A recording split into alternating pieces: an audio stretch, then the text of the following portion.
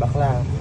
Hello guys, I'm your kabsat nga Ilocano from Santiago. Mapantay man pasyaran daytoy Y Chicken. Apay nga ta Y Chicken for only 299 kano kakabsat isumot nga napan kami idtoy ati friend ko nga kaslatukak. Bago nga lang tong kainan na to guys, tong Y Chicken dito sa Santiago City. Masasabi ko nga legit na biryani talaga ang matitikman mo kasi nung nasa ibang bansa ako, ganito ang lasa ng biryani nung nandun ako sa Middle East kakabsat. Ati Jesus na kung kunak tumit kanyayo, legit nga biryani Jesus na nag-imas. Yan syempre nag-imas mo ladta ni kabsat yu salbag.